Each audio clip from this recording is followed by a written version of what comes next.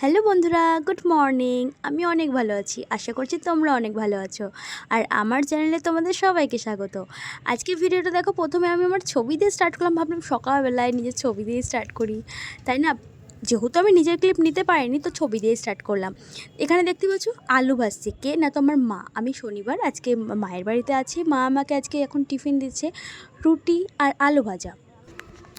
আর হ্যাঁ, আলু ভাজার সাথে সাথে আরও একটা জিনিস আছে যেটা তোমাদেরকে দেখাবো।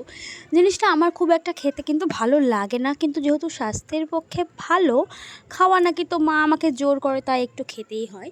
তেমন কিছু না, আসলে যে ছোলাও হয় না, তো ছোলা আলু লঙ্কা দিয়ে সেদ্ধ করা আর কি, লবণ দিয়ে। তো সেটা না খেলেও জোর করে খাওয়াবে, এই আর কি।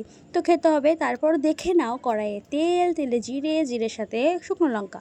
এবার কড়াইয়ে পড়ে যাবে আলু। এখানে একটা তরকারি হবে কিসের না, তো পাঁচ তরকারি টাইপ, মানে একটু চচ্চড়ি টাইপ, শুকনো করে নামাবে আর কি। তো এই যে এরপরে কড়াইয়ে মা দিয়ে দেবে আলুর সাথে সজনে ডাঁটা। সজনে ডাঁটার পর আরও অনেক কিছু পড়বে, যেটা হচ্ছে কাঁচা কলা, বেগুন, তারপর আর কি কি দিয়েছিল আমি তো ভুলেই যাচ্ছি। যাই হোক, আরও কি কি দেবে, আই থিঙ্ক আর কিছু দেবে না। হয়ে গেল। এইবার পড়বে লবণ দিয়ে দেবে, হলুদ দিয়ে দেবে, একটু চিনি দিয়ে দেবে। যেহেতু শুকনো করে নামাবে, আর হলুদ লবণ চিনি ছাড়া তো কিছুই হয় না, চিনিটা একটু দেওয়া হয় যাতে একটু স্বাদটা একটু অন্যরকম হয়, তাই না? তো সেই জন্য একটু না দিলে হয় না। অবশ্য সব তরকারি দেওয়ার কোনো দরকার হয় না, তবে একটু একটু কিছু কিছু তরকারিতে না দিলেও কিন্তু হয় না। তারপর মা সম্পূর্ণ তরকারিটা ভালো করে নেড়ে নেবে। তারপর এবার এই তরকারিতে কী মশলা পড়বে সেটা তোমাদের সাথে শেয়ার করব। দেখে এখানে জিরে, সর্ষে এবং কাঁচা লঙ্কা আছে। তারপরে তোমাদের সাথে শেয়ার করছি, দেখো ছোলাটা মা কতটা করেছে সবাইকে খাওয়ানোর জন্য। কী আর করবো, কিছু করে না, নিরুপায়, খেতেই হবে।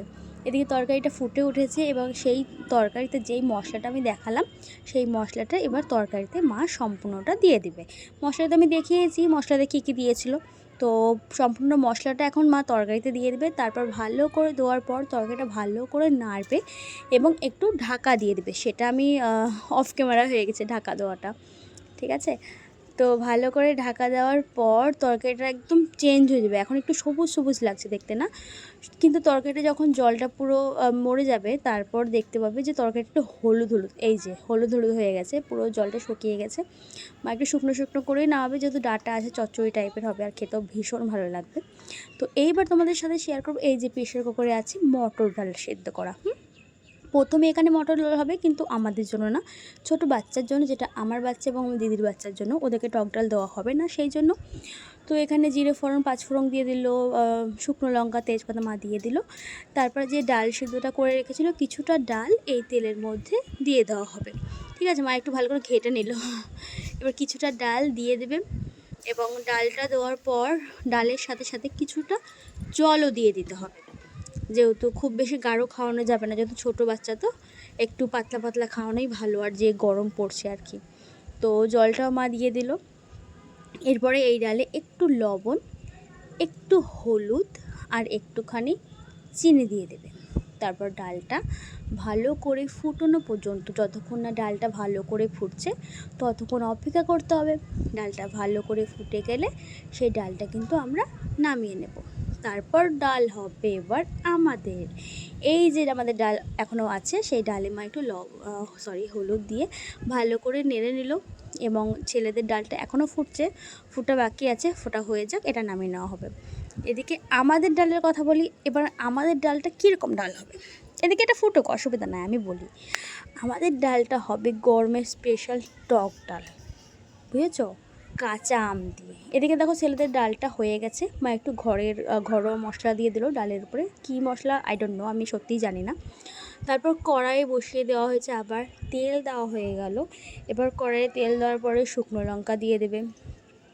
তারপর পাঁচফোড়ন, সরি, টক ডালে তো পাঁচফোড়ন দেয় না, হ্যাঁ, ওই শস্য দিয়ে দিল, কালো শস্য। এই যে আমাদের কুইন, আজকের কুইন টক ডাল, টক ডালের কুইন আর কি, আম। আমার ভীষণ ভালো লাগে, মানে গরমে টক ডাল যদি ডেলি হয়, ডেলি খাবো, এরকম ব্যাপার, ভীষণ একটা ভালো লাগার জিনিস আমার। যাই হোক, আমগুলো দিয়ে দেওয়া হলো।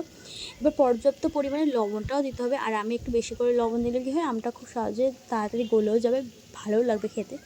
এবার একটু করে চিনি দিয়ে দিতে হবে, যেহেতু মটর ডাল দিয়ে করা হচ্ছে, সেই জন্য একটু চিনিটা দেওয়াটাও দরকারও। এবং এবার আমটা মা ভালো করে নেড়ে নেবে। ঠিক আছে। বেশ কিছুক্ষণ একটু নেড়ে নেওয়ার পর আমটাতে কিন্তু যতটুকু জল দেওয়া দরকার ততটুকু জল দেওয়া হবে। তো জল দেওয়ার পরে মা একটু ঢাকা দিয়ে রেখেছিলো একটু সেদ্ধ করার জন্য, তো সেটা অফ ক্যামেরায় হয়ে গেছে। এদিকে তোকে ঢাকনা খুলে দিয়েছে, আমটা পুরোটা সেদ্ধ মোটামুটি ভালোই হয়ে গেছে। তারপর এবার ডালটা মা কিন্তু ঢেলে দিল, ঠিক আছে। ডালটা ভালো করে ঢেলে দিল এবং ডালটা দেখো ফুটতে লেগেছে, ঠিক আছে। এবার দেখো ডালটা ফুটতে লেগেছে, আজকের আমাদের এটাই মেনু, ভাত ডাল পাঁচ তরকারি আলু ভাজা, ঠিক আছে। আর সেরকম কোনো মেনু নেই। হ্যাঁ, মা মটর ডাল ভিজিয়ে রেখেছে, বড়াটা হলে হতে পারে। তো বাই, ভালো থেকো সুস্থ থেকো, লাইক কমেন্ট শেয়ার।